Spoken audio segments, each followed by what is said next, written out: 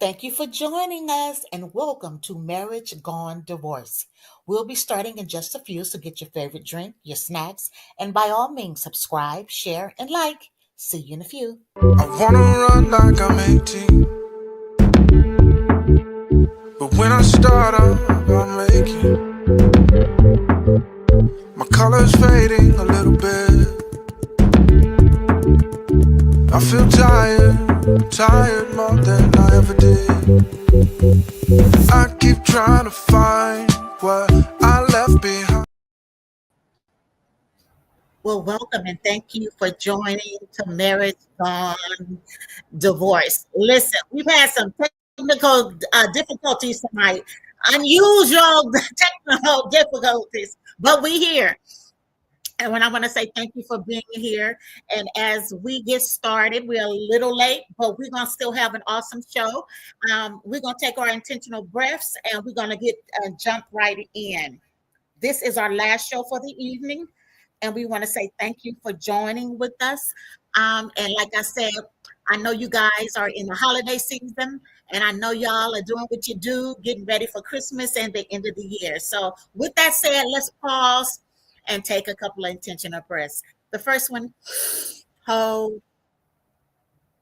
And on the count of 3, we're going to exhale. 2, 3, and exhale. Let's do one more. Inhale. Hold. 2, 3, and exhale. All righty. We have a special guest tonight. And I want to make sure I give him enough time so we can have a real good conversation. We're going to welcome to the stage Narvin. And we want to say thank you for being with us tonight. Narvin is originally from Cleveland, Ohio. He met his ex-wife in St. Thomas, Virgin Islands at the Sinbad Soul Music Jazz Festival. How many of y'all remember the Jazz Fest? That was one of the best times. I don't know what I went to. I was at the one on St. Martin, and I missed this one here at the Trinidad St. Thomas. And then Narvin Alvers graduated from Mt Sac, and no, I got that wrong, y'all. He has 2 sons, Narvin II and Noah. Narvin II graduated from Mt Sac, and Noah is a senior at Cal State Fullerton. Professionally, he is a digital technology senior manager at Raytheon, and he earned his Bachelor of Science in Computer Science from Cleveland State University and a Master of Science in Technology Management from the University of Maryland. So welcome. Hi. Welcome. Thank you for being here.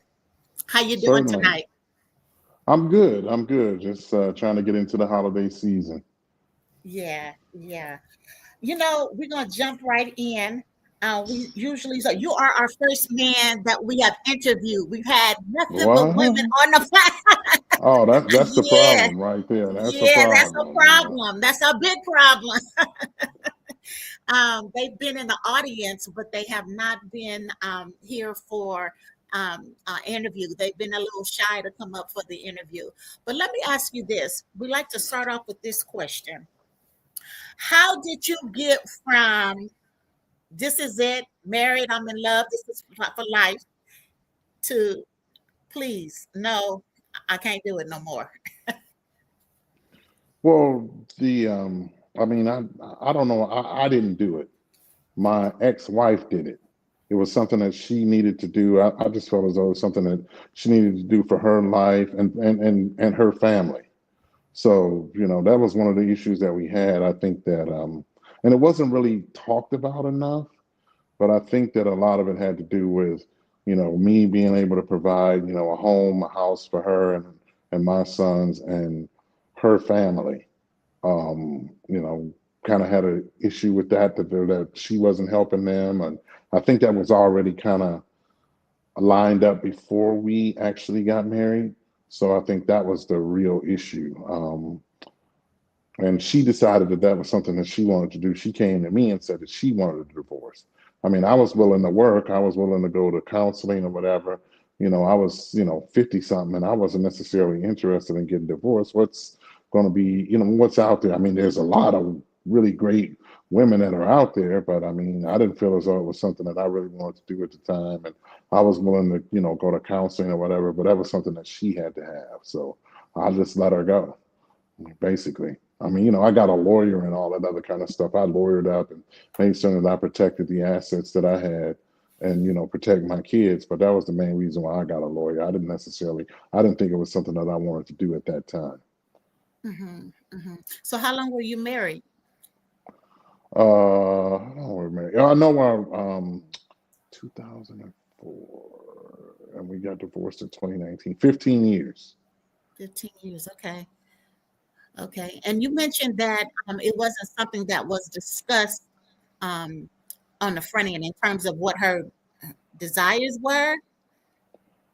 Yeah, it was kind of just dropped on me. I mean, one night we're laying in bed and she looked at me and said, I want a divorce. I said, well, why? I thought we had a pretty good, life. I thought we had a good sex life. I thought we had, I mean, we weren't the perfect couple, but I thought that we were moving in a more of a positive direction. The goal, as always, to make certain that we took care of our sons. That was the number one. And we've always, sacrificed and put them first. So that was the real goal of the whole thing. And I thought that we were moving in a positive direction. At least we had them taken care of. We had them in a good community, and they were going to the high school that they wanted to go to. And I thought we had things moving in the direction. I wanted, of course, I wanted my kids to be college educated and Mm-hmm. to move forward. And they were playing basketball, and we were having a good time. And I thought we had a fairly decent household for them. But I mean, like I said, she wanted that, so I just allowed her to, leave, since that's something that that she thought she needed for her life. So how did you navigate that through that from your side? You said you did Laura up and you did what you had it to do in that to protect that assets, excuse me, and your children. You raised your children. They live with you rather. Yeah, they still live Uh-huh. with me, and I Mm-hmm. still had a house and everything. Mm-hmm. Mm-hmm. But no, I mean, like I said, our goal was to do that. And I don't know if she separated because, her family, we never really, sometimes you get a divorce and nobody really never clearly knows sometimes exactly what it is. I mean, he cheated, but why did he cheat? Or she cheated, why did she cheat? Or whatever. I don't think that exact reason in my mind was never said to me. It's just like, I don't love you no more, or whatever. I want a divorce, and that was it. It wasn't necessarily anything like that. And I you didn't didn't think that. and you didn't fight for it anymore. You just said, okay. Well, I did fight. I asked, on several occasions, why are we going through this? Hey, let's back up and, let's go to counseling. Let's do, this or that. Let's go see the pastor or whatever. And I told, I was going to church on a regular basis, and I told my pastor the whole story, and he, offered to counsel us or whatever, and you know how that's neither there nor there. And I mean, even the people in the congregation who knew me in this small church that I went to knew that I didn't want to get divorced. So I was Oh, just wasn't interested. I mean, I thought that we had something that could be worked with. okay. Okay. So how did you deal with it emotionally and get through it? I mean, it was kind of sad, because at not too long after that, I kind of got I took a buyout at my job. I mean, I'm sure I was depressed at some points. It's just like, what else? What did I do? What did I do wrong? Where, why, how did all of this happen? I mean, I'm here, I'm present. No other woman has ever knocked. I used to tell her, no other woman has ever knocked on our door and said, hey, Narvin is my man, and I don't know why he here with you or whatever. I mean, I know that she had been through some scenarios like that. Nobody rode down the street saying, hey, Narvin, I love you. I don't know why you there with her or whatever, so there was none of that. So I didn't know exactly what the story was. So I just rolled with it. I mean, if she wanted to be free, I wanted to make certain that she had an opportunity to be free. So I Got just it. let her go. I Was mean, this it your was first tough. marriage? No, I was married before. I lost my first wife to cancer in Mm, '97. I was married before, and yeah, my wife, succumbed to multiple myeloma in '97. So That's how I ended up in the Sinbad Soul Music Jazz Festival, because right after she passed, I went to graduate school at the University of Maryland. I was working at that time in DC. I lived in DC, and I lived outside of DC anyway. And my friends took me to the Sinbad Soul Music Jazz Festival, and that's where I met my second wife. Got it. Got it. So one of the things that comes up has come up in these conversations is maybe moving too fast, not asking the right questions on the front end. Do you see, looking back at that, would you say that may have been? Potentially. I mean, I don't know if we. I mean, there was no indication of that. I mean, I thought I liked her, and we actually ended up, talking about being in love and this, that, and the other. And when we got pregnant with our oldest son Narvin, it was like really logical for me to move out there. So I lived in DC, she lived in LA, and then we kind of flown back and forth. And then we got pregnant with Narvin. She met my whole family, my mom, everybody. And we all, we were just together. We were an older couple. We were together. All of that other stuff kind of goes out the window. All the young folk stuff. And I'd Yeah. already been married before. She had been married Yeah. before. So, I mean, it seemed like it was pretty logical. So when we were surprised that we got pregnant with Narvin. So we said, you know what, I just said, and then everything started to kind of fall in place where, the contract, I was a contractor and I was working, I had my own little consulting firm, and, I was, my contract ended.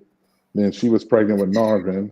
And then I just, I found another deal. When she told me she was pregnant with Narvin, I started to look for jobs out in California, and I was able to find, a nice consulting job at the Screen Actors Guild. So I just said, you know what, though, I'm just going to go to LA. And one day I just packed up enough clothes for, probably about 3 or 4 weeks, and jumped on a plane and came to LA. She picked me up at the airport, and I moved in with her here in Inglewood. So, and then she was pregnant with Narvin, and we just kind of rolled with it like that. And then eventually, after we had an end, and we got pregnant with another son, our youngest son Noah. So then we just decided to get married. I kind of wanted to do it, because my mother was getting older, and she had my first wife. I didn't have an opportunity to really have a big wedding, so I I had my wedding at a family reunion event that we have every year. So we had like maybe probably, and then all of her friends, we probably had 300 people at our wedding, and I did it in Las Vegas, and I flew my mom out and took care of all of the stuff with her. And then, her whole family came, and all of her friends, and then some of my friends were in the wedding, and then all my entire extended family was there.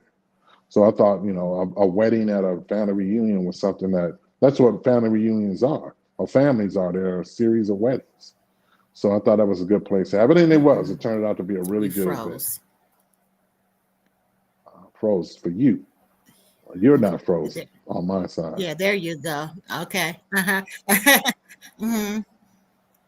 Yeah. So we made everything work that way. Mm-hmm. Mm-hmm. Well, thank you for sharing that. I want to also say to the audience, please put in the chat, in the comments, if you have any questions. Let us know where you are listening in from, and we would appreciate that. Thank you. Don't be shy. So again, I want to acknowledge what you said about your first wife. Because that was a process and a trauma, and I'm sure that was a loss. And then you got married for the second time, and you had to deal with another loss. And one thing I know about grief, it's grief. And sometimes the second grief, the grief of a divorce is sometimes, I don't know, my experience is that it can be sometimes harsher because the person is still alive. What do you think Well, about that? no, it's much worse when somebody's gone, to me, because didn't have a chance to say, things that I could. Me and my ex-wife. I told her, that, I was really sorry that things didn't work out. I talked to my sons about, hey man, I'm sorry that things didn't really work out. For us, as a family, and this, that, and the other. And I told my oldest son that, I really wanted things to work out. I didn't want you guys to have to, go through this and, see us separated. And I still try to treat her with a ton of respect because of them. I want to make certain that they know how to treat a woman. I can't be, cussing my ex-wife out in front of them or none of that other kind of stuff. And we kind of made a pact where we wouldn't really fight in front of them and so forth. We've had words, but I've been no, drag out fights. So you da da da da da, and you are da da da da da, and all of that. We don't do any of that stuff in front of them. And we're still, we're good friends, and and we talk about our kids from time to time if there's issues or problems that they may be having that we think we can help on. So, I mean, we have a very respectful relationship. So I think that, it's worse when someone's gone. It's not as bad now. At least I can see her and talk to her and stuff like that, when necessary, and it's usually all about the kids or about my family or whatever. Not anything else. So I just try to keep everything,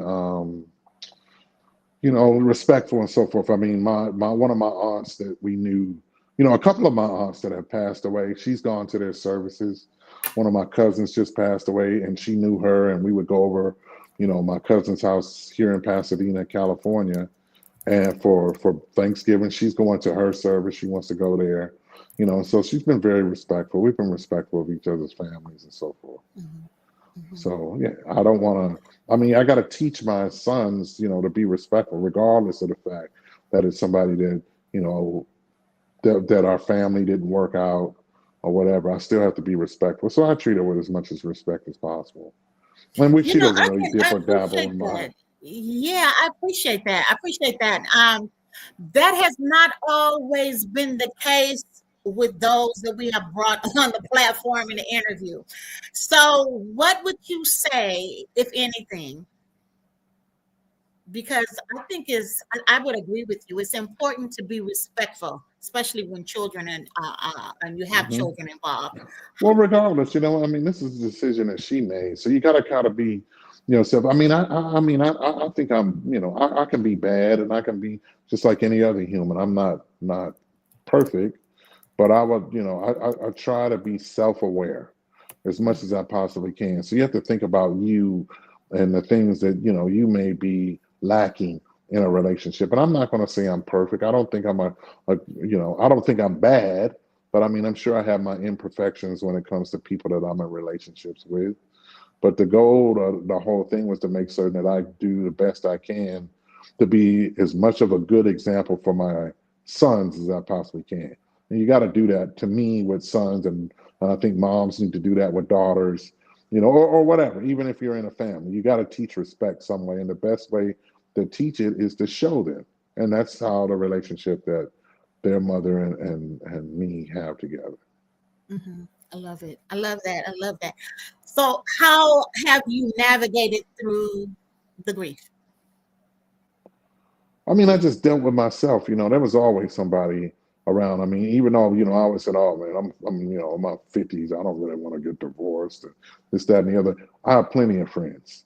I had plenty of friends, and from my male friends to my female friends to people who wanted to be more than friends, they all were supportive, of the situation I was going through. And you went, and their opinions, were the whole gamut from hey, she was never no good to you, to, oh wow, I'm sorry that didn't really work out, blah blah blah, to my friends telling me, man, it's over, why are you being so nice? And I'm like, well, I just think about my sons. I want them to make certain that they have an example that shows that you can always be respectful of a woman, regardless of the fact that if you guys got along or not, or you felt as though they did something wrong to you or whatever. And that's what I really wanted to show. Okay. So do you feel you were wrong? Do I think I was wrong? I'm sure I did some things that were wrong. No. Do you feel you were wrong by her? Well, was I done wrong by her? It's according to how you want to think about it. I don't think, well, I guess to a certain extent, some way. But I just think if that's something that she felt as though she needed to do, then that was something she needed to do. I think, and like I said, it's not 100% confirmed. I think it was all about her and her family and what they needed, and I was supplying, she was supplying something to them. I think it was a jealousy fact from her family, and I think, some of the things, because I didn't really trust them. I know that I had some issues with trusting them being around me or being around my kids or whatever. There was just Mm, certain things that they did that I thought was disrespectful and improper. And I would talk about those with her, and I think they convinced her that I didn't really care about them, and that they should be the ones that, that they could have carte blanche to my house and so forth. And that's something that I didn't think was necessary.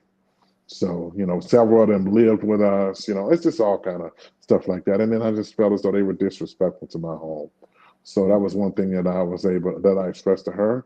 And that's probably something that, they probably got back there and said, oh, if he don't love us, then he can't love you. I'm sure that they said things like that to her. So, mhm, it's no biggie. I mean, that's how I am, and I didn't want to, change, who I was for them. I would have changed for her, but it's not like she ever came to me and said, "Oh, well, I really need you to do, X, Y, and Z or so forth." No, it was just I was wrong about them and the things that they wanted, and they wanted carte blanche to my house, and they wanted carte blanche to they wanted to be able to do whatever they wanted for her. And she was doing a lot of things I felt as though, people in her family should have been doing for themselves, mm. paying people's tuitions and kids and all of that other kind of stuff. It's like, wow, can't anybody, okay, you did that when we were single, and that's fine. But now that you're married, can't there be a focus on you being a mom and you being, making certain that you took care of your kids? That's what I thought. I thought that they would give her a break, and apparently, that wasn't the case. At least this is my estimation or my, perception. This was never discussed, and these are the kind of issues that I wanted to discuss. So, Mhm, mhm, mhm. So you say these were the issues you wanted to discuss, yes, but you did we not ne- discuss them. we never got down to the nitty gritty on why.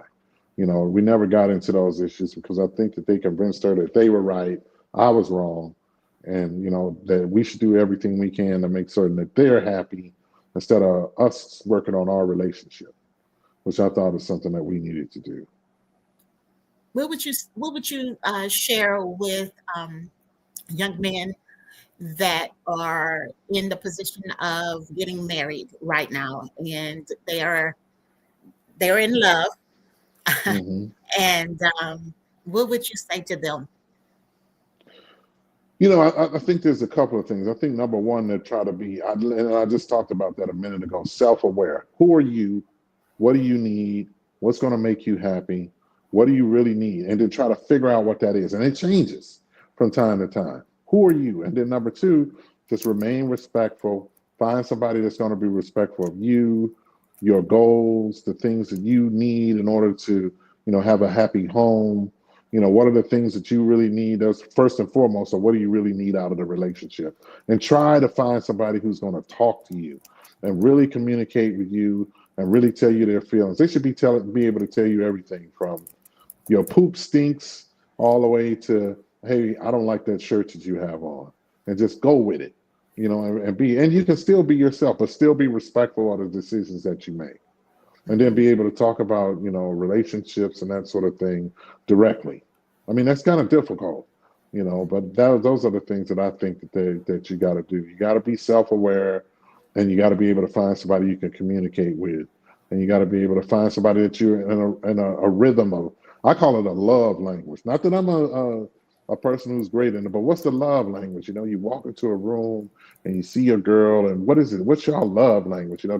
Do I smile at you and you smile at me, and we know that that's how things about to get started? Or do I touch your hand? Do I hold your hand or rub your back? Everybody's got kind of, if you're in a relationship, they got a love language. So I mhm, think you need to hone in on what that is.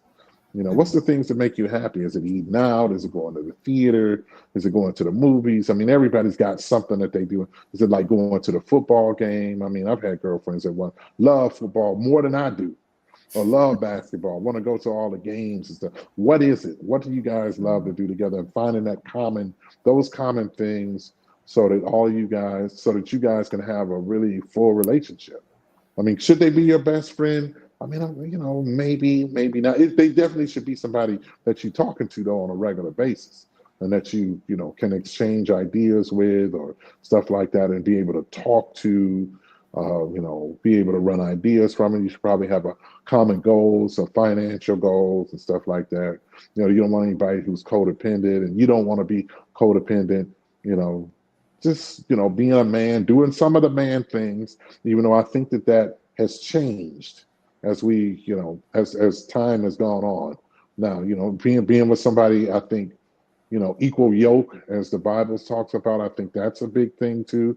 You don't want to be a doctor and your girl is a, you know, a maid or something like that, you know, and then she has nothing to talk to you about or have anything in common with you.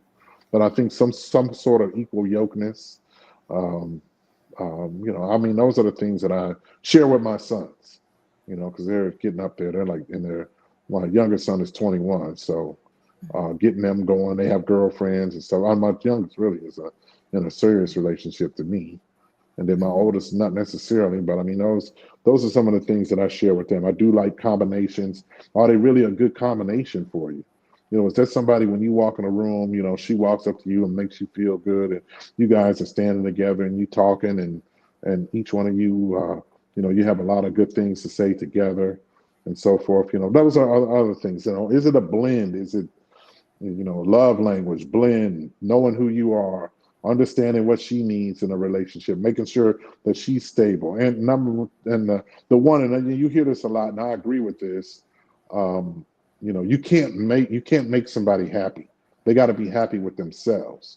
So somebody who's happy with themselves and moving in that direction, or somebody who you can work on with to get them to a point where they can be happy.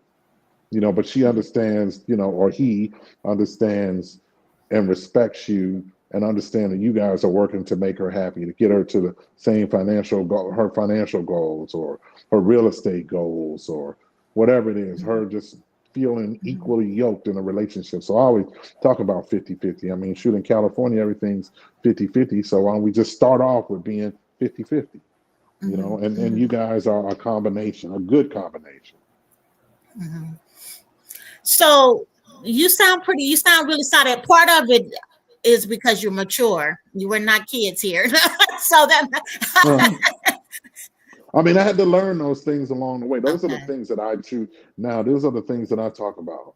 You know, I mean, you know, what is it? You know, somebody needs to make more money. So let's work together. Let's help you work together to get more money. Or what is it you want to do with your career? Only because that's part of the job that I have. So that's a big part of my life, is coaching up people and trying to get them from, you know, point A to point B, and things that they think they should do in their lives, getting them the right uh, um, experience and certifications or whatever. I do that pretty regularly. It's something that I feel real comfortable doing. So, however, it should be something that you do in your relationship. If somebody's at one point in their life and the other person's at another point in their life, how do you guys get to a point where you can sync up?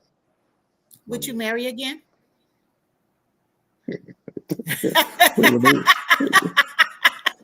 Yeah, I mean, probably. You know what though? That's definitely a subject. I've been thinking about that. Probably, I would say probably. You know, I mean, there's people that I met that I thought that you know, would be good catches in marriage and so forth. I think so. Well, I asked that because another of the things that come up, there's a few of the people that if not all, that I've interviewed said that they would never marry again the way they married. Well, They yeah, look at marriage you're gonna differently. learn all your things. Yeah, I would think you would. I mean, if you've been married Mhm. once and now you're gonna marry again, you would think you would do things differently. You know, I think what I did at the first marriage is definitely different from what I did the second marriage. And if I get again married again, I'm sure I'm gonna be doing things differently in the third marriage. Mhm. Mhm. You know, I Okay. try to What would you? learn from my mistakes. Yeah. So we are exactly. So if you could be, what would you say were your mistakes?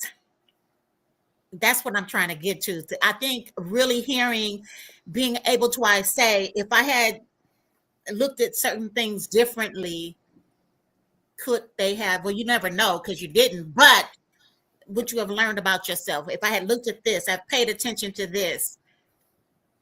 Well, you know, I mean, yeah, of course. I mean, and probably more communication. I mean, I have, relationships, really great relationships with women that I communicate with. I mean, people say, "Oh, you're great. You're easy to talk to."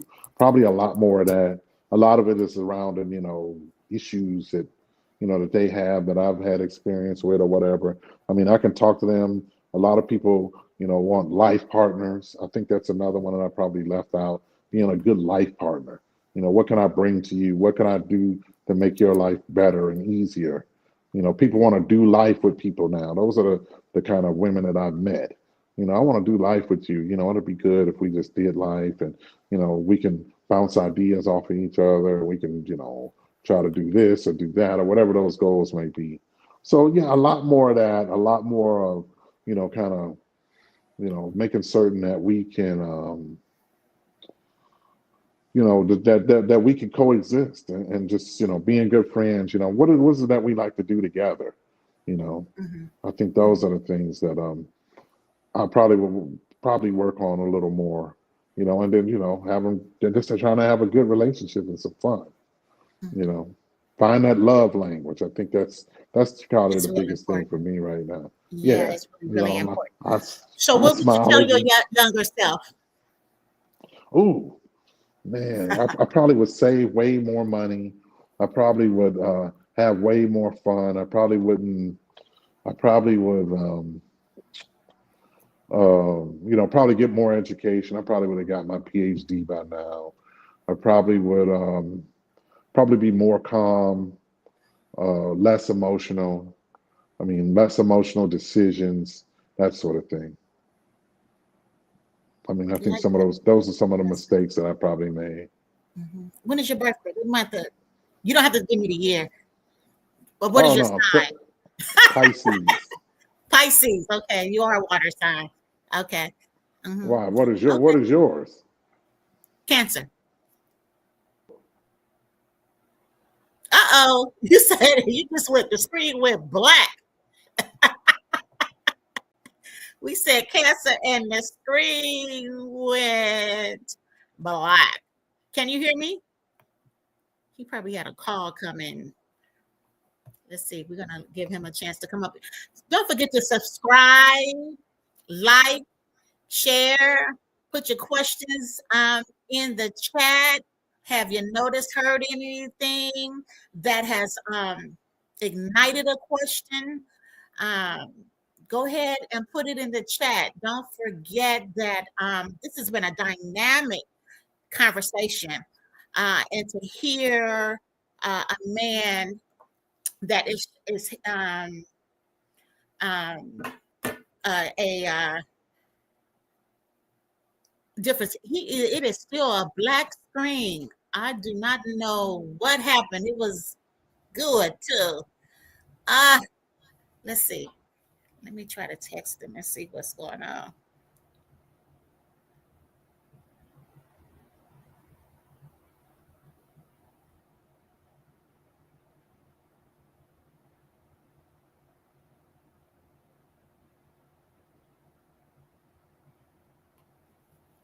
Let's see if he. I had him to go out and come back in, and maybe that will make a difference. Um. Oh, let's see what happened. No. So one of the questions that's come up is, was there a cultural difference? Hopefully he'll come back. We can ask that. But I think he's hitting on all the points: self-awareness, remaining respectful. What do you need out of the relationship? Communication. What is your love language? Your rhythm? Um, Life partner. All the things that we've been talking about. We're hearing him touch on. So, like I said, his screen has. Let's see. Let's,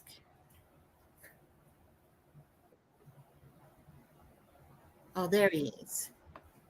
There he is. Okay, there you go. You had a Oh, call come in. yeah. Yeah, you know Yeah, what? I went to my laptop. I yeah. thought it was, you know, the call off. Yeah, that's my.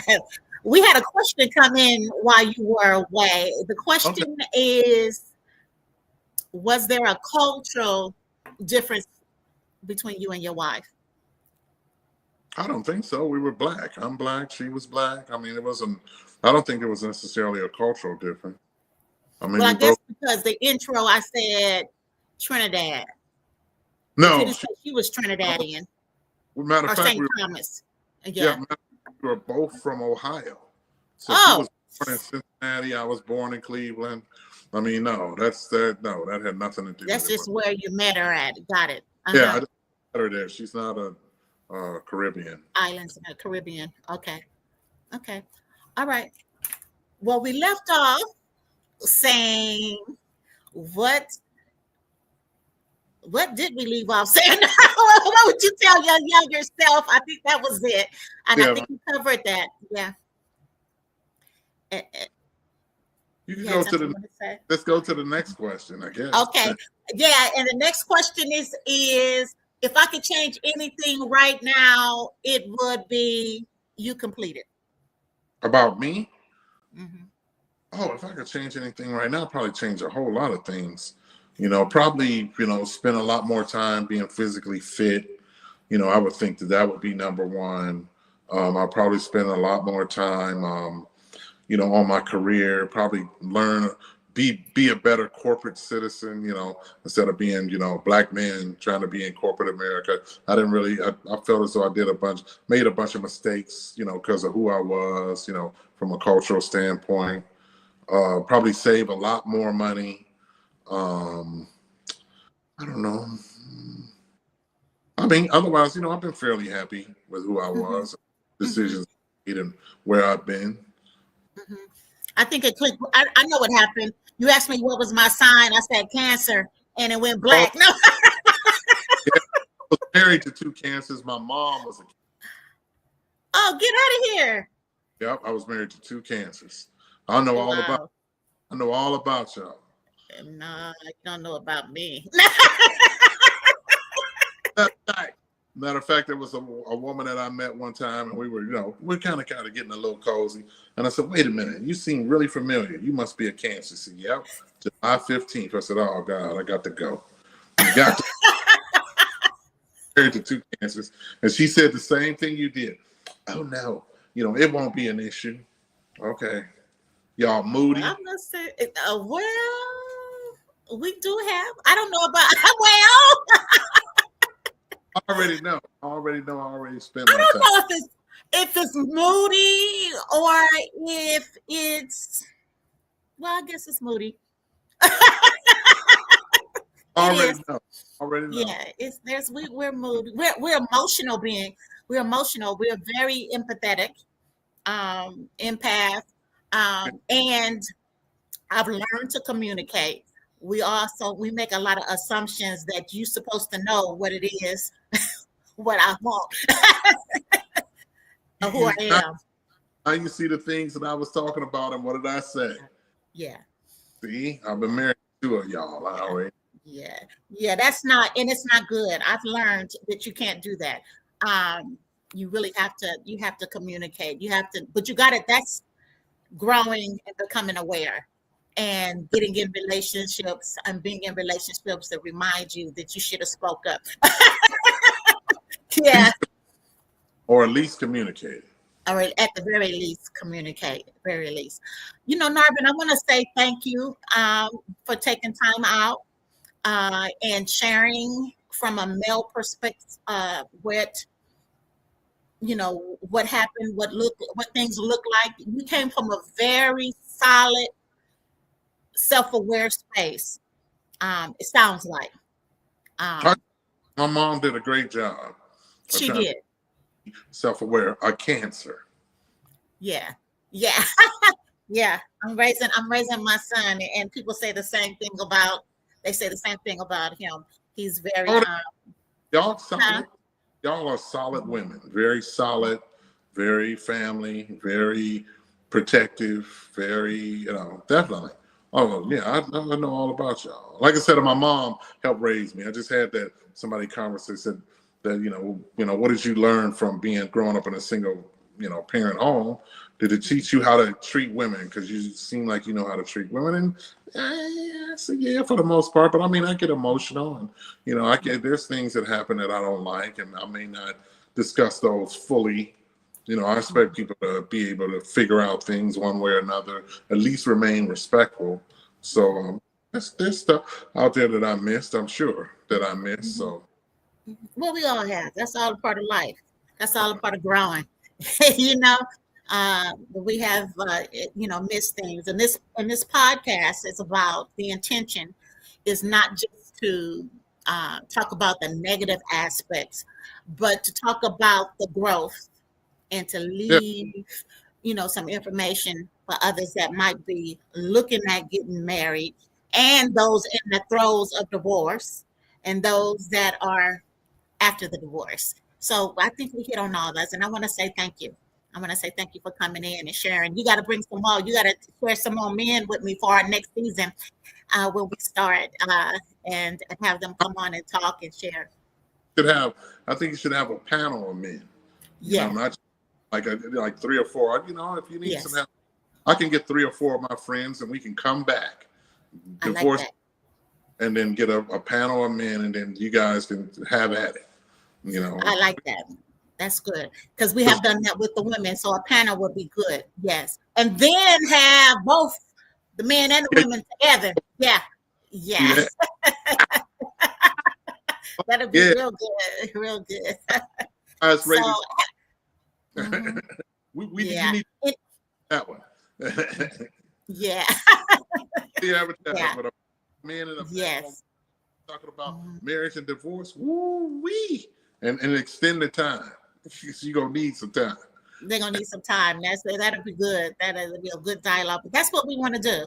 But that's where we headed. This is our third. We kicked it off August, and we've had about 7 to 12 guests. Some repeat, and then we've had group. So we're getting good feedback. So we're growing. So we say thank you to the audience. Thank you for tuning in.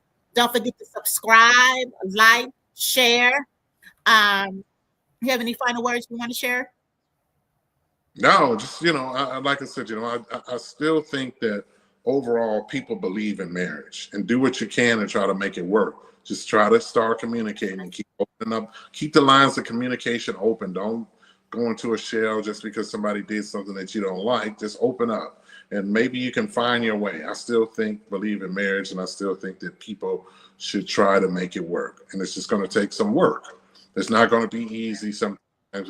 Everything ain't going to flow really great, and there's going to be times that people wake up in the morning and get up on the wrong side of the bed and have things that they like or don't like, and you just got to hang in there. And I think in the long run, if you do, it's going to work out the way, for the best, and especially if you have kids. I think you should. I agree with you wholeheartedly.